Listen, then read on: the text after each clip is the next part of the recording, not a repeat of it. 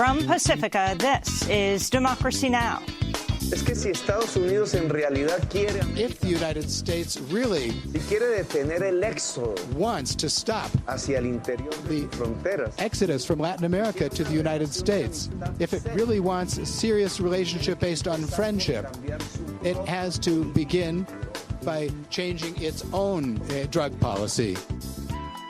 As Colombia swears in a new hardline right-winger as president, we'll speak with Gustavo Petro, who won 8 million votes in the recent election in his attempt to become Colombia's first leftist president. The guerrilla-turned-politician will talk about the drug war, the assassination of activists in Colombia, his fears of a new dirty war in Colombia, and last weekend's attempted assassination by drone of Venezuelan President Nicolas Maduro.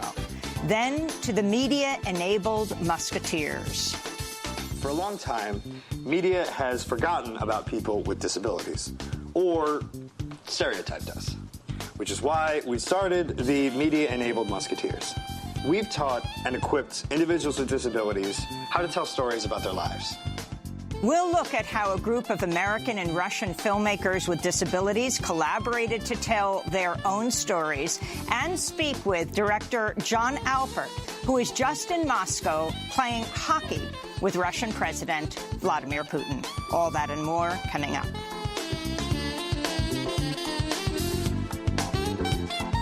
Welcome to Democracy Now!, democracynow.org, The War and Peace Report. I'm Amy Goodman. Puerto Rico's government has acknowledged 1,427 people died in the aftermath of Hurricane Maria. The figures cited in the Puerto Rican government report are from death registry statistics, yet the Puerto Rican government says it has still not updated the official death toll, which continues to be 64, a figure 20 times lower than the number of people the government is now claiming died. A Harvard study has estimated as many as 4,645 people may have died in the wake of Hurricane Maria.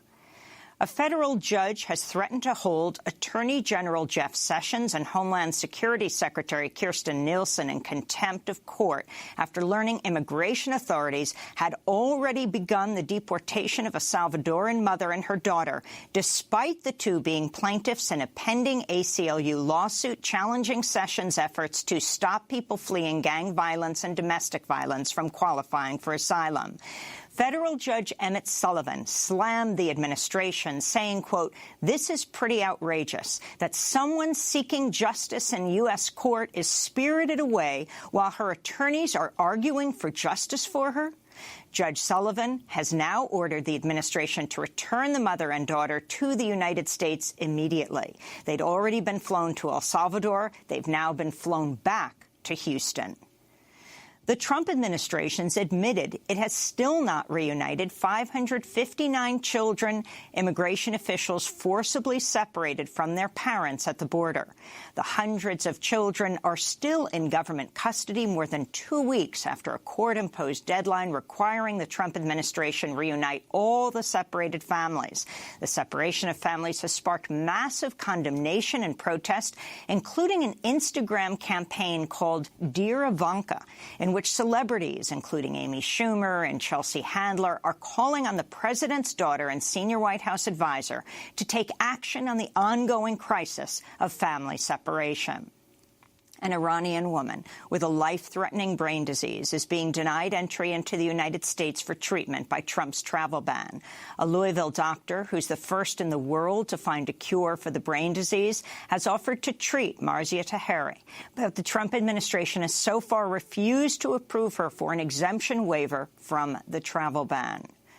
First Lady Melania Trump's parents, Victor and Amalia Knaus, became American citizens on Thursday using a family unification program that's been repeatedly attacked by President Trump as chain migration.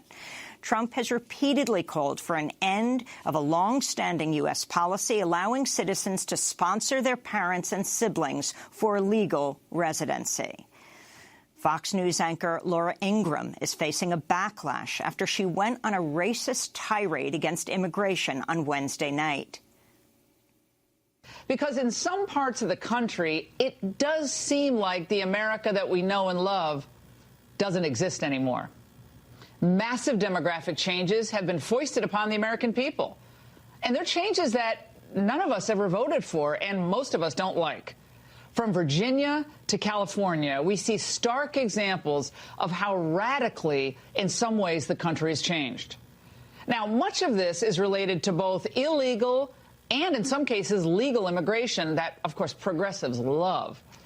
Former Klan leader David Duke expressed his support for Laura Ingram's comments.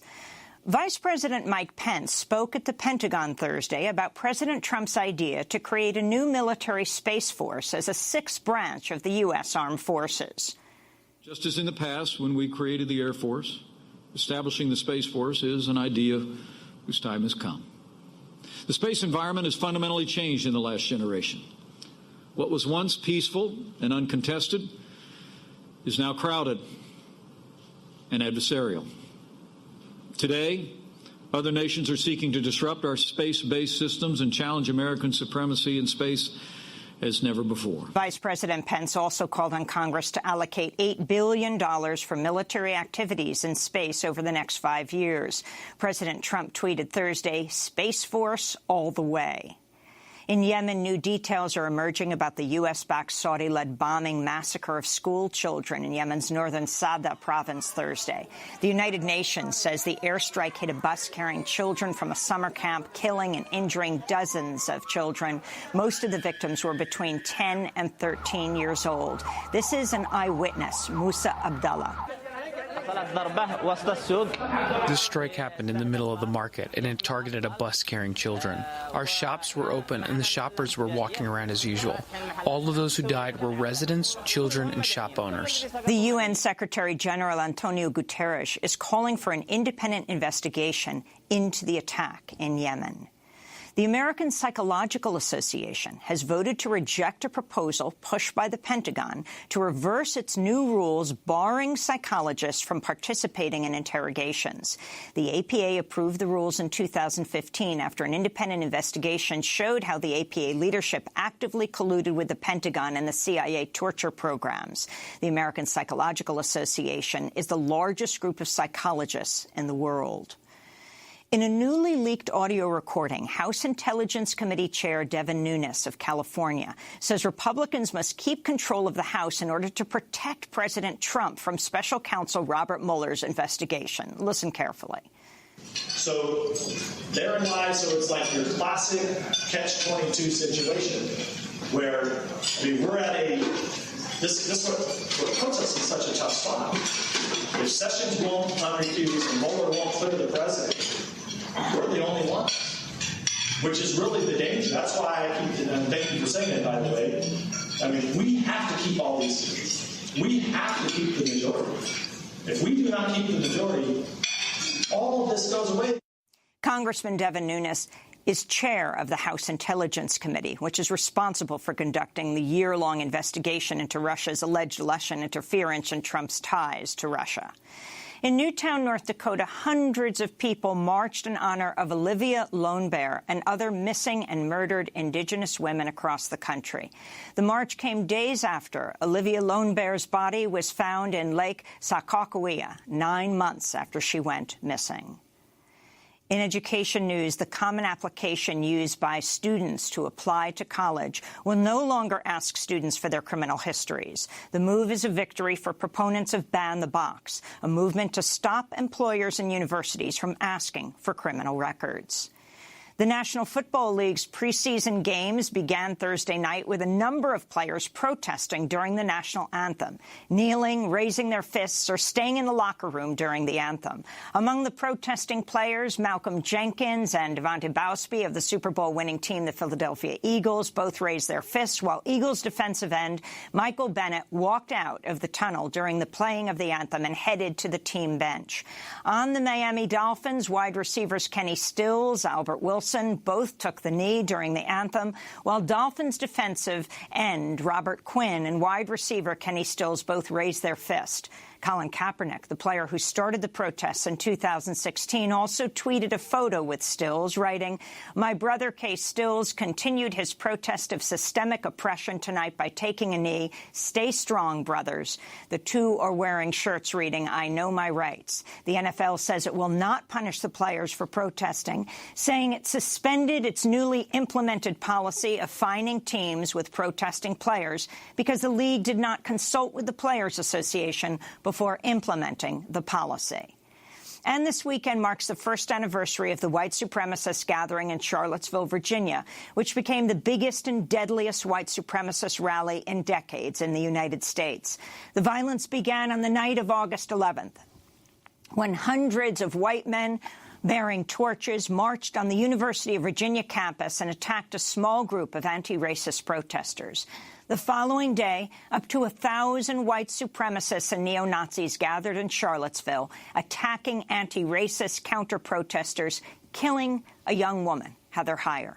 White supremacists have now planned anniversary rallies this weekend in Charlottesville and Washington, D.C. Anti-racist protesters are mobilizing for counter-demonstrations. To see our interview with Heather Heyer's mother, you can go to democracynow.org.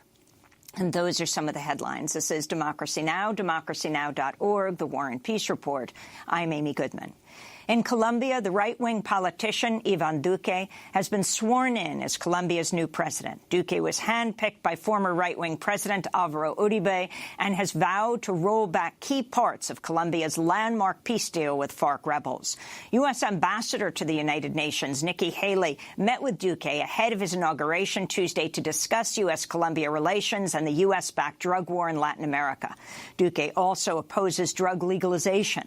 Protesters gathered across Colombia to protest his inauguration and to demand an end to the wave of assassinations of human rights leaders.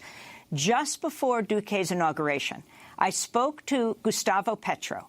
He placed second in this year's presidential race, receiving 8 million votes. That would have been the largest number of votes ever received by a leftist candidate for Colombia's presidency.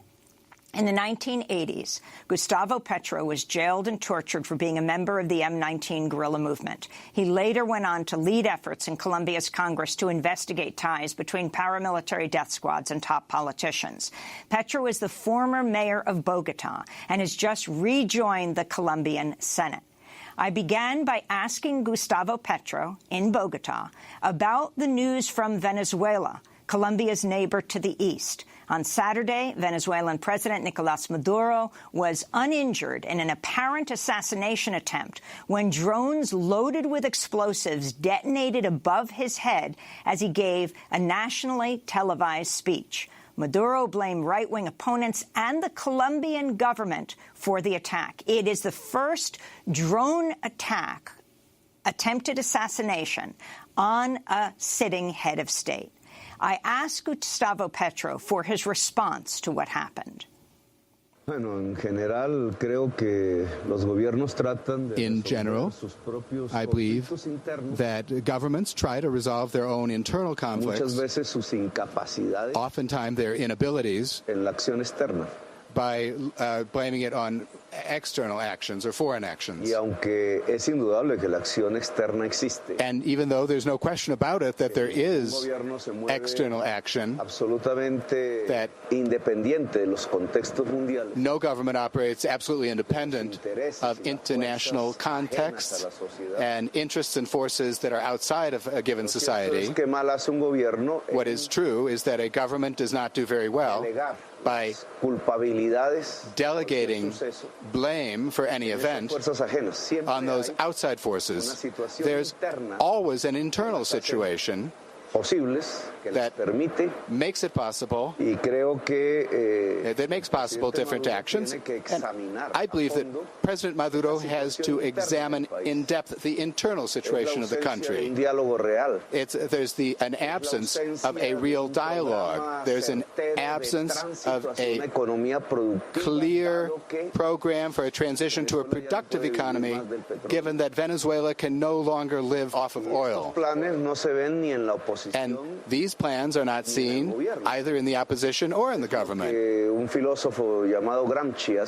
philosopher by the name of Gramsci called this a long time ago an integral crisis. The problem is not with Santos, it has to do with the integral crisis that Venezuelan society is experiencing. Can you talk about what's happening today in Colombia, the inauguration of Iván Duque, your opponent, the man you ran against for president in Colombia, the significance of his victory? Hoy es un día de interrogantes en Colombia. Today is a day of many questions in Colombia. De la posesión del nuevo presidente. Alongside the inauguration of the new president, que hizo de su campaña una especie de himno al presidente Uribe. Whose campaign was a sort of anthem or hymn to President Uribe. Que representa las fuerzas de extrema derecha del país. Who represents the far right-wing forces in Colombia. Y que está siendo juzgado. And who is being judged and investigated for his ties to the paramilitary groups which resulted in a genocide in Colombia. Al mismo tiempo, se instalan en centenares de municipios. At the same time, in hundreds of communities and cities around Colombia, in their plazas, and in more than 40 cities worldwide, there are demonstrations today that are shouting out to the new government, telling it that decisions need to be made about life, about peace, and about justice in Colombia. About life because they have assassinated more than 330 grassroots leaders. In recent months, they have threatened thousands of opposition political activists. In terms of peace, because during the campaign, the current president, the new president, announced that he would destroy essential aspects of the peace agreement reached by President Santos and the FARC guerrilla movement. And justice because former President Uribe has been called to give testimony in a judicial proceeding for having bribed witnesses in an effort to hide his own ties to the paramilitary groups, and he has unleashed from the Senate, where he is a senator, a campaign to discredit the Supreme Court, a campaign that he had already waged when he was president. Indeed, he illegally wiretapped the communications of the justices of the Supreme Court, the highest court in Colombia. Gustavo Petro, can you talk about Iván Duque's relationship with Uribe, how far back it goes, what they worked on together, and what you're most concerned about, especially for an audience not from inside Colombia but outside who may not be as familiar with Colombian politics? Bueno, muy pocos conocemos Jota. Well, very few of us know Duque. I don't know him either. He was a really an unknown figure until 4 or 5 months ago. It is the power of Uribe's leadership over a part of the right wing of Colombian society that has allowed Duque to become president. Before being a senator, without popular election, Duque was living in Washington, where he organized concerts to entertain the staff of the Inter-American Development Bank. And not much more about him is known. What we do know is the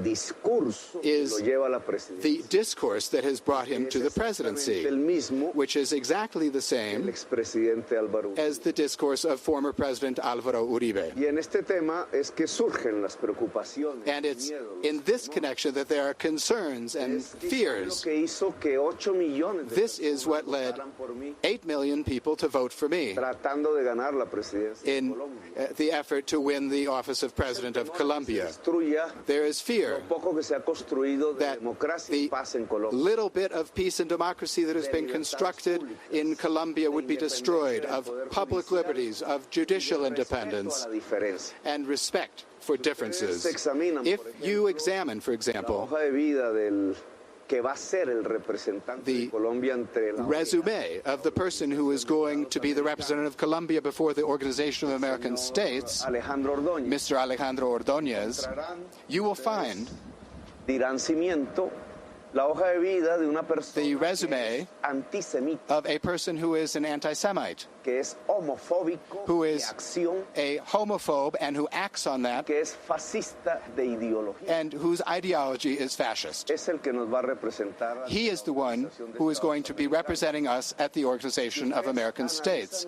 If you analyze a bit Los últimos discursos the latest speeches presidente de Colombia of the person who today becomes the president of Colombia antidrogas regarding anti-drug policy, dan un hecho muy preocupante. you will find one very worrisome fact, Registrado en sus investigaciones. which you have already noted in your own Colombia es uno de los investigations. países más violentos del mundo. Colombia is one of the most violent countries in the world. Es de los más desiguales socialmente del planeta. It is one of the most socially unequal countries on Earth, the most unequal country in Latin America. Y esas han sido las causas del surgimiento de un And narcotráfico. those have been the causes of the rise of a very powerful drug trafficking interests around cocaine. La construcción de una política The- nacida en Washington, Construction of a policy that was born in Washington enfrentamiento militar, of military confrontation and the repressive approach to put down drug trafficking has made Colombia this violent country and has turned a large part of the geography of the Americas, including several cities of the United States, among the 50 most violent cities in the world. La crisis se paga en Colombia en The términos crisis is paid for in Colombia centenares de miles de muertos. in the form of hundreds of thousands of deaths, the destruction of Colombia's democracy, as is happening in Mexico, Guatemala, Honduras, in Central America, in Venezuela, in Brazil, in Ecuador. Pero también se paga en los Estados Unidos. But the price is also paid in the United States with the new statistic of deaths Mucho más dañinas que la cocaína. from overdoses from drugs that are much more harmful than cocaine, more than 60,000 deaths. So this is the balance sheet of a failure. Se mueve hacia una política progresiva Mexico is alrededor de las moving drogas. towards a progressive policy regarding drugs, to stop confronting the drug problem from a military and repressive angle, and to build a social path to emerge from the drug problem. Colombia has taken steps in that direction. When I was mayor of Bogota, Con pasos certeros, we took demostrando en las estadísticas correct que funcionaba steps. la nueva estrategia. showing and the statistics showed that the new strategy was working. President Uribe has announced once again Encarcelamiento a los consumidores de fumigation, jailing drug users, militar y represivo. stepping up the military and repressive policy, Presidente Trump following the advice of President Trump, no puede conducir a and that path could lead our society violencia aún mayor. to even greater violence. Tenemos nuevos Today, actores de la violencia. we have new actors in the violence. It's not the FARC guerrillas who have disarmed. It's not the insurgent guerrillas of the time of the Cold War. It's no longer the paramilitary leaders who were extradited to the United States, not to be judged for the genocide they carried out in Colombia, but merely for drug trafficking. Una estrategia continental But dirigida there por los is carteles an mexicanos. Americas-wide strategy directed by the cartels with roots in the United States, Mexico, Central America, and Ecuador, trying to capture the production of coca leaf and cocaine in Colombia that could lead to even greater violence than we've experienced to date. Duque doesn't appear to realize this. And in that ignorance or lack of knowledge, trying to construct a FARC in arms that does not exist today as a way of maintaining political power of Colombian society, they may. Imitating Trump's policy, they may condemn Colombia to a new era of violence. And that is the danger we're talking about. That is why there's been a growth in the assassination of grassroots leaders. It's been 330 in the last months. That is why the threats against the judicial system, and for this reason, There is an internal struggle within the army and within the police to try to vet those forces, trying to clear out those who are allies of the peace process and trying to lead into the top positions the hardline hawks who might lead Colombia to a new dirty war. Colombian Senator Gustavo Petro, he placed second in this year's presidential election in Colombia. We'll be back with him in Bogotá in a moment.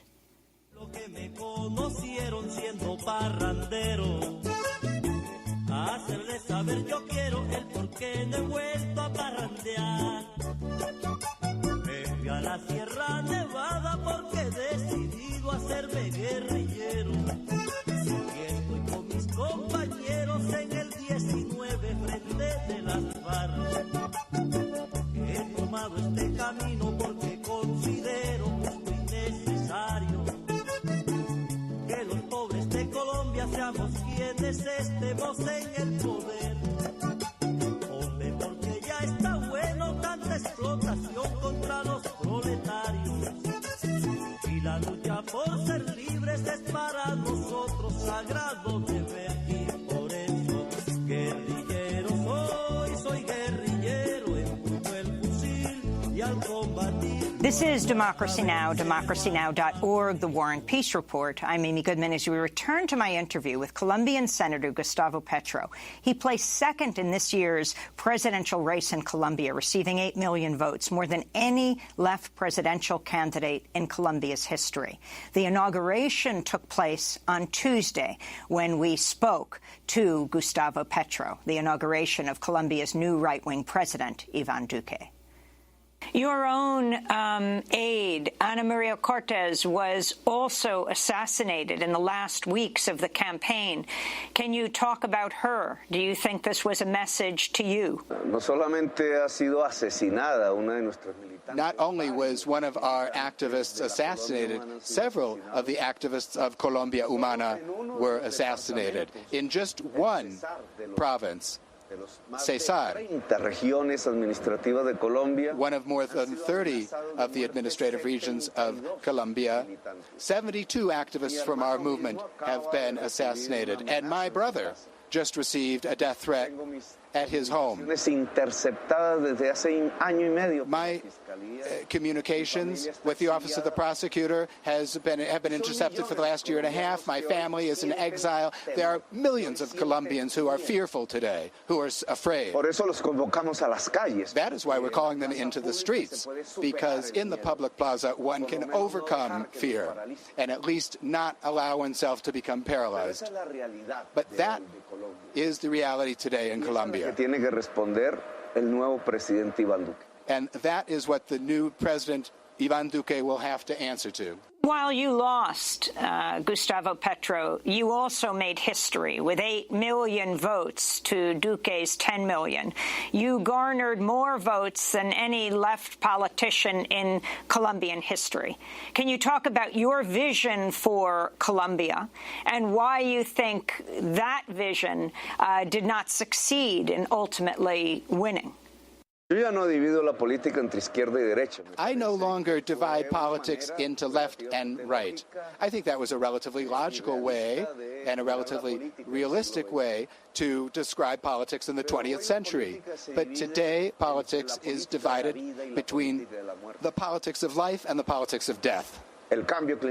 Climate change worldwide separates us into two major sides. On the one hand, you have Trump, Maduro, Duque, and on the other side, you have those of us who want to respond and adapt as quickly as possible to climate change by bringing about changes in Colombian society, economy, and politics. It's life or death.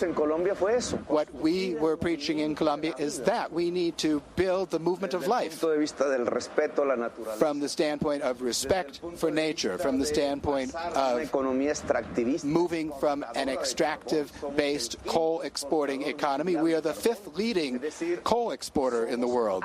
That is to say, we have a lot of responsibility for climate change, and we want to move to a productive economy in agriculture and industry, based on knowledge, con la naturaleza. so as to be able to live together with nature. We want to move to a zero-carbon economy. De propuestas fueron las que se discutieron como la These are the kinds of proposals that we put forward as the main agenda campaña electoral. in our election campaign. Eso es lo que queremos. That's what we want. It's very interesting that you put together Trump, Duque, and Maduro. Maduro of Venezuela. I wanted to go back to this issue of the assassination attempt. On Sunday, Bolivian President Evo Morales tweeted, "Within the last 12 months, U.S. Vice President Mike Pence made 3 trips to Latin America to meet at least 8 presidents from whom he demanded support for a military intervention against our brother president of Venezuela, Nicolas Maduro. Those are the empire's coup attempts." Do you feel the U.S. was involved in some way in what looks like an assassination attempt on Maduro's life? Yo rechazo cualquier tipo de violencia. I reject La solución de los conflictos. any type of violence for resolving social conflicts in Latin America. Vivimos 30 años. I believe that we have experienced revolucionarias. 30 years of revolutionary wars in Central America, in Colombia. I myself was a protagonist in that effort as a member of the M19 movement, which laid down its weapons in 1989. Mayoría y construyó And then it became a majority through popular vote and played a very important role in the 1991 Constitution of Colombia, profoundly democratic constitution. We experienced years of military dictatorships, exile. The word democracy practically vanished from Latin America. prácticamente a principios del siglo XXI. It was really just at the beginning of the 21st century that a sort of spring began, Triunfos electorales with progresistas, progressive, popular electoral victories. balbucear caminos diferentes. And we began to see new paths emerging. Podemos regresar al pasado, We cannot go back to the past. como existe en Brasil, como creo existe. The dictatorships that exist, for example, in Brazil, as I believe exists in Venezuela, Nicaragua y en Honduras. and a threat thereof in Nicaragua and Honduras, a threat of this in Colombia, nor can we go back to the revolutionary wars trying to resolve conflicts through violence.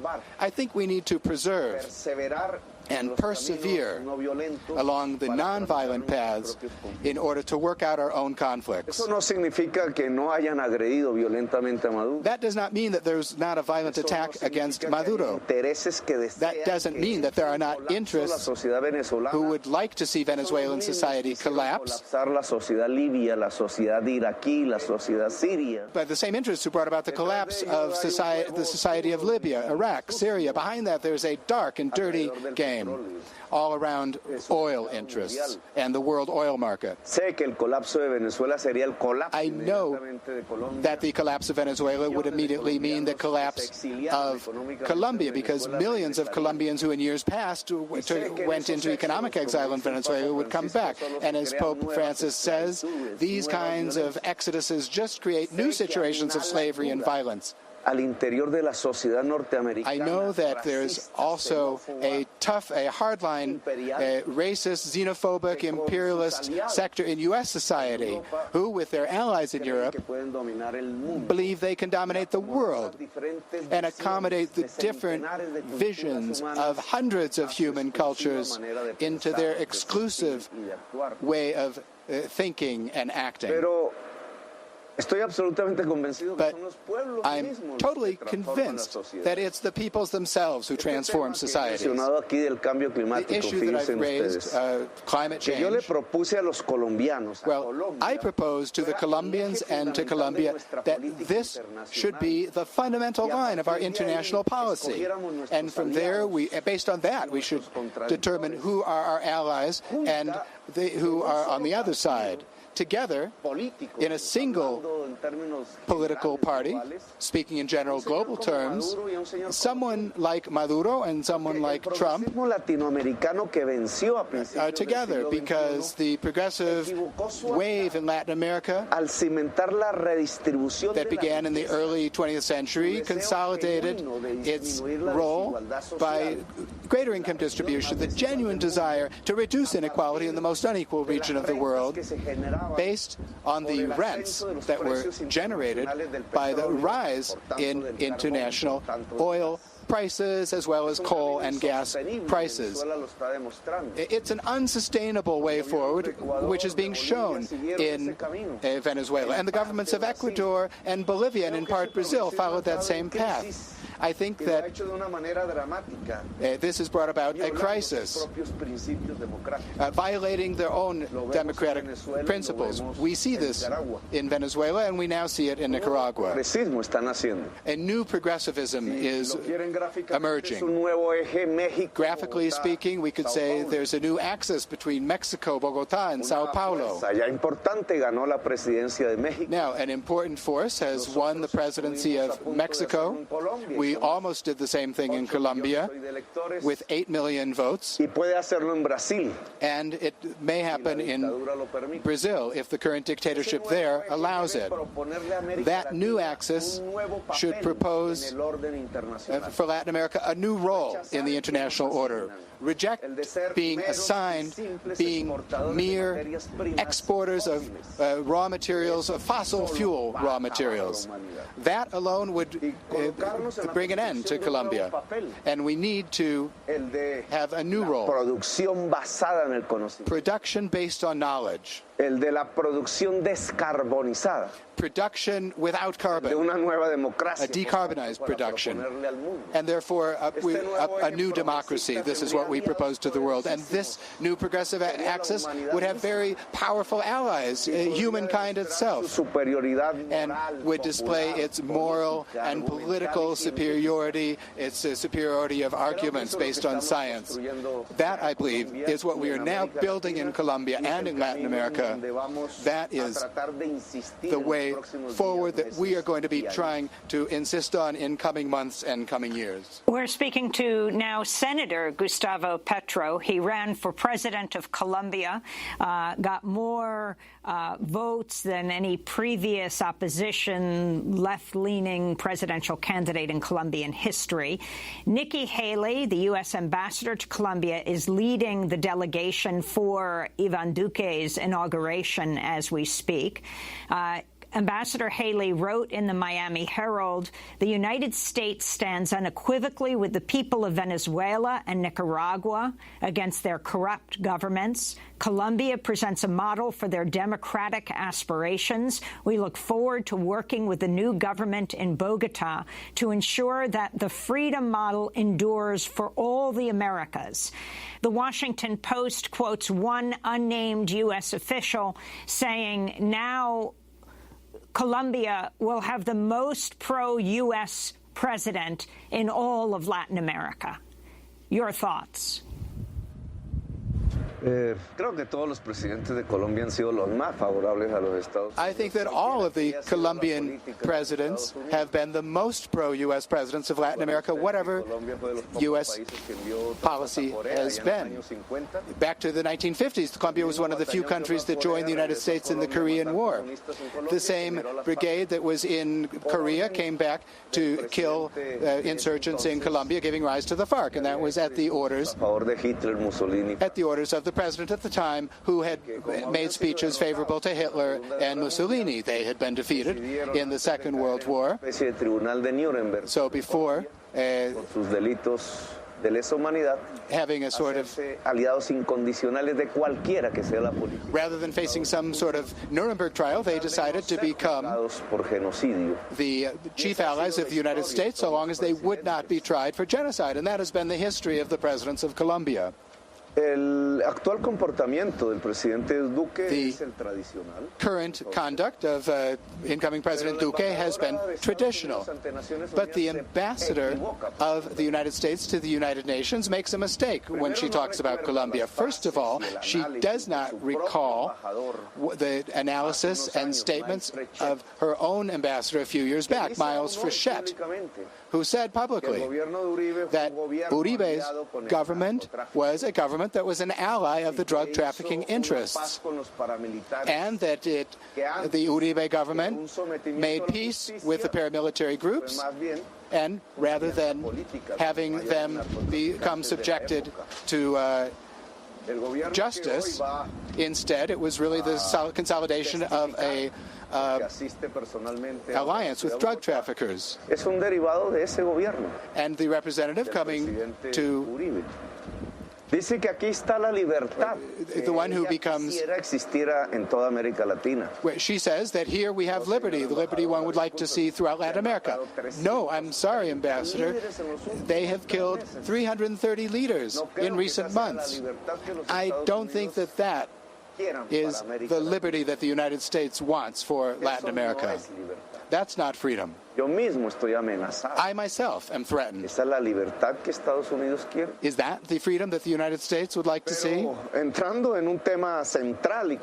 But getting into a specific and fundamental issue, as presidential candidate, I had a dialogue with the current ambassador of the United States. And if the United States really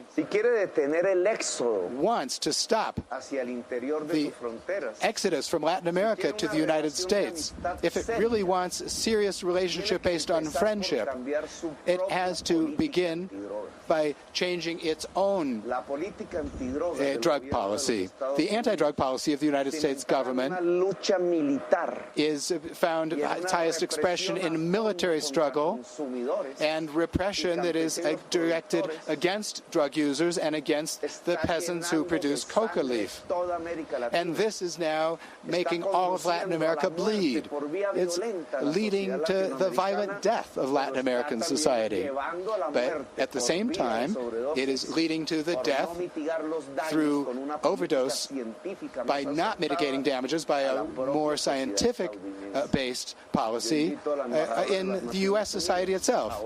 I would invite the ambassador of the United States to the UN, now that she's coming to Bogota, to re-examine with scientists and objectively a drug policy that has been profoundly criminal and ineffective throughout the Americas. Gustavo Petro, you said your own life is threatened. Have you received death threats? Yes. The last one I received was 2 weeks ago.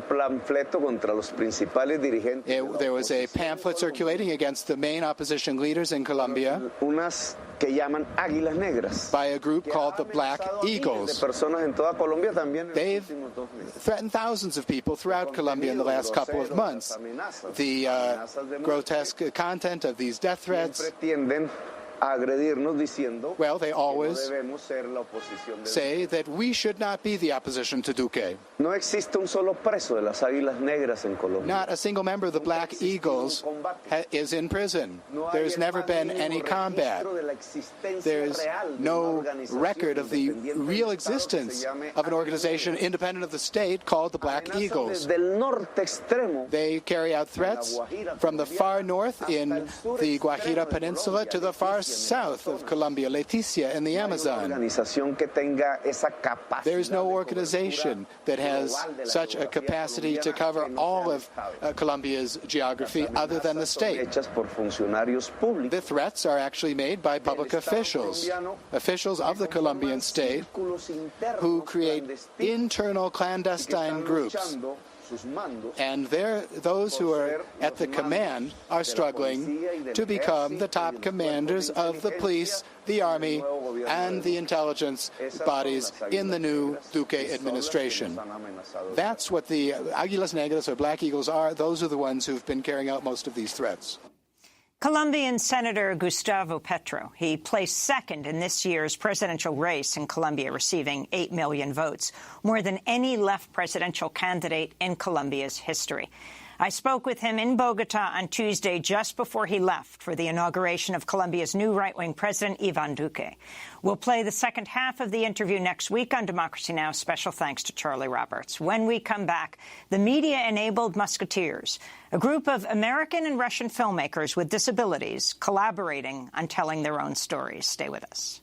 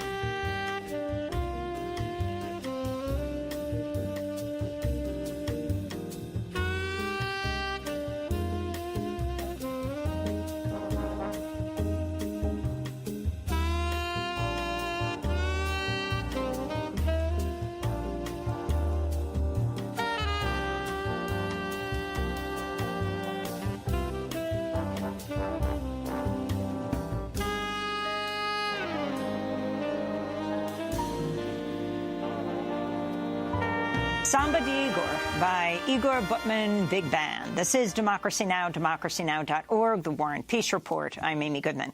While tensions between the U.S. and Russia continue to heat up, one group of filmmakers has found a way to strengthen ties between the two countries through a common bond, their disabilities. A new film premiering tonight in New York follows the media-enabled Musketeers, American and Russian filmmakers with disabilities, as they make original films to tell their stories. This is a clip from the documentary All for One, Media-Enabled Musketeers. For a long time, media has forgotten about people with disabilities, or stereotyped us, which is why we started the Media-Enabled Musketeers. We've taught and equipped individuals with disabilities how to tell stories about their lives. Media-Enabled Musketeers. All for one and one for all. Or in Cyrillic. And now we are going to Russia. We're going to show our films. We're going to make films. We're going to meet our Russian friends. People with disabilities are the largest minority in the United States and in Russia. Still, disabled people continue to be underrepresented or stereotyped in the media. All for One tells the story of 35 Russians and 13 Americans who collaborated to create films about everyday issues to empower themselves, educate the public, provide more opportunities for people with disabilities. These include films about accessibility, finding love, confronting prejudice, and following dreams. For more, we're joined here in the studio by three guests. John Alpert is co-founder of Downtown Community Television Center, or DCTV, the country's oldest community media center. It's also where Democracy Now! Used to live. He's co-director of the Media-Enabled Musketeers Project. John Novick is with us. He's a filmmaker as well. His film, Don't Look Down on Me, exposes the prejudice and insensitivity he encounters on a daily basis as a New York resident with achondroplasia, which is the most common type of dwarfism. He's also the outreach manager for New York City Mayor's Bill de Blasio's Office for People with Disabilities. And Ben Rosloff is also a filmmaker with Media-Enabled Musketeers. His film, Can I Call You?, examines the challenges people with autism face as they look for love. Well, we welcome you all to Democracy Now! Talk about John, if you would, not John Alpert, who we usually go to first, but John Novick, about this project where we see you at the beginning of the film preparing your gear to go to Moscow. Oh, so talk about that particular or the whole thing? The whole project, well, this film. It really was a project. So we have two groups of people, one representatives from the United States and some from Russia, you know, some having disabilities, some passionate about disability-specific issues within the community. And we were given the opportunity to tell our stories. And what does that look like? For me personally, it was talking about, as you mentioned, my experiences as a little person, a person with dwarfism, achondroplastic dwarfism, in New York City. Ben, I'm sure, can tell you about his film as well. There was a gentleman in Russia, Kostya. He basically documents the insensitivities that he faces as a person who's just trying to park. So, we have accessible parking permits for people with disabilities, and in Russia, he found that a lot of people did not respect those permits and proceeded to park anyway, and the list goes on and on and on. That was an amazing scene, but I want to go to your film Sure. that you made, John. A clip from your short film, Don't Look Down on Me, about living as a little person in New York City. It's featured in All for One. It deals with the thoughtless way that some people treat me, even taking pictures like I'm some tourist attraction. How's the weather down there? Hey, short stuff, smile for the camera. Next time you see someone who is different than you, think about what part of their day do you want to be. That's John Novick in his own film, Don't Look Down on Me. That's very painful as you're there in the subway and people are mocking you. But is that your typical experience? I think it varies on day to day, honestly. I think that over time, when I first moved to the city, I was very new, and this was something that was very concentrated, and I was focusing, it happened on basically a daily basis. And I think now, as time goes on, I think I've gotten a little bit more used to it. I feel like I've gotten a little bit more hardened to it and kind of able to wave it off. But it really... You were wearing a hidden camera? I was wearing a hidden camera, yes. That was for the course of 2 days. Yes. So, John Alpert, the other John here, if you can talk about the overall project and what you did in this period where the tensions between Russia and the United States are escalating. Russia is encapsulated as the President Putin, the United States as President Trump. But as you show us, there is vast populations outside of them. Yes, and I think if we leave things to our leaders, they might not lead us in the right direction. And I think as citizens, if we have the opportunity to improve our lives, to learn about other people, we should take it. If we have the opportunity to empower ourselves, and the power of media, if we can use that as a tool to create opportunities, we should do it. And so that was the reason why we did this project. So I want to go to another clip from the film starting in Moscow, but then the filmmakers travel to New York City. And I want to turn to a clip of Mariam Magomedova's film, navigating the New York City subway and speaking to New York City Commissioner for People with Disabilities, Victor Calise, about the subway system. As you just noticed, the level between the train and the platform is not the same, so it's going to be a little bit difficult for people in wheelchairs. So it's really hard to push it.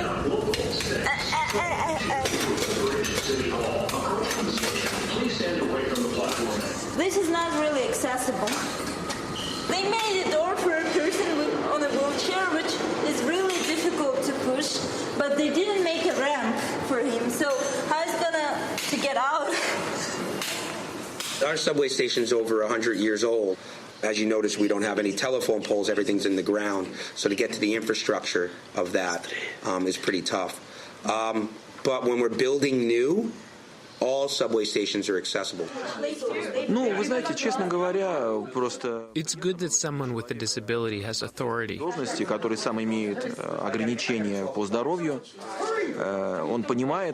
understands the people he represents and their issues. We all hope that both New York and Russia will be more accessible for people with disabilities, so we will have more chance to live happy and productive life. So that's a clip from All for One, which is premiering tonight at the Albert Maysles Theater in New York City. Mariam, she has cerebral palsy. She does. Actually, she might not have suffered from that, but she was born during a time of turmoil in Dagestan, and medicine that she needed wasn't available, and so the doctors couldn't help her. I want to turn to Ben Rosloff. Ben, you also went to Moscow, and you made your own film as well. I want to turn to a clip from the film you made before we talk to you here in studio. Can I Call You? This was included in All for One. I'm making this film to try to explore the difficulties that someone like me has searching for someone to date. Have you ever dated someone with autism? No, I have not. If you met someone with autism, do you think you would have to be different with him? I don't think so. I do know that I want to get married someday and have a family and a normal life. So, Ben, talk about the experience of making this film, being a part of All for One, going to Moscow. Well, when I was doing a documentary, that time I didn't know how to do all these things until when I came to DCTV. I had to learn new equipment, new camera equipment, and different ways to edit the video. And that time when I did the video, Can I Call You?, which was about me trying to go in a relationship with someone who's non-disabled, I had to learn some new things, I just can't find people who are just nice to me, but someone who's honest as well. And I had to ask some people in the video which you saw about about how it works, about going on a date, and if this person is right for you or not. And what was it like going to Moscow? So when we were in Moscow, it was really nice being there. It was almost like traveling to New York City, seeing new areas I've never been to. That time it was my first time being in Russia. We showed a lot of people at the film festival our films there. Mm-hmm. I want to go to a part of the film, which is the two of you, Ben and John, turning to a conversation you had in Moscow, along with another member of Media-Enabled Musketeers, Andrew Angulo, after learning about the struggles disabled people face there. The things we saw today have been really upset. In the United States, they allow disabled people to go to regular schools. As for Russia, they don't. They just keep them in special schools. It's sad. Yeah? It's like saying no disabled people allowed. It's like no dogs allowed. I remember Ben said the nicest thing to me. You looked at me and said, "Do you think there's a way I can lift you up and maybe someone else can help put your legs straight and move your legs and we can get you back walking again?" Maybe, well, let's just test. Can you try to move your leg while on the wheelchair? My injury is in my spinal cord. You're doing everything you can, mentally, but nothing's happening. If someone came up to you and told you, okay, today I'm gonna cure your autism, how would you convey to them? What would you say explaining how hard it is? Well, it's not going to be that easy. As a person who has autism, I want to speak clearly. I want to speak clearly. Sorry. Yeah, it's a problem. You are doing everything you can, and in fact, I admire that. That was a part of the film, All for One, that's premiering tonight here in New York City. Now, John Alpert, you're the director of the film, but you went back to Russia recently for a very unusual event. You played hockey with Russian President Vladimir Putin in Sochi this past May. Putin playing in an annual charity exhibition along with several former NHL and NHL stars, National Hockey League stars. Can you talk about the circumstance of this in this last minute we have together? Well, it was a little bit humiliating because President Putin stacked his team with all the greatest hockey players in Russian history, and the opposition was guys like me. So I think we lost 11-5. And what was it like meeting Putin? Before the game, somebody skated up to me and they say, "John, you know what the rules are, don't you?" And the rules are that you don't check President Putin. So we were at a little bit of a disadvantage. Meaning you don't hit him. Yes, you don't hit him. You don't body block him. Correct. But I'm the only American that's ever played hockey against him, and I think we've seen that sports is a way of bringing people together, ping-pong diplomacy. The first cultural ambassador of the United States sent to Japan after World War II was Babe Ruth, and you can bridge gaps with sports just as you can bridge gaps with film. Your assessment of Putin as a hockey player? I've actually challenged him to a one-on-one game. He knows it, and I'm waiting for him to come on the ice with me. When he comes here for the summit with Trump? Either there or anywhere he wants. Maybe you can do it on Trump's ice rink in Central Park. In Woolman Park. That's a really good idea. I'm going to suggest it to him. Well, I want to thank you all for being with us. That does it for the show. John Alpert, John Novick, and Ben Rosloff. The film is called All for One. You can check it out at democracynow.org. Democracy Now! Has a job opening for a broadcast engineer here in New York City. Find out more at democracynow.org. Democracy Now! Produced by Mike Burke, Renee Feltz, Carla Wells, Noreen Sheikh, Laura Gattazino. I'm Amy Goodman. Thanks for joining us.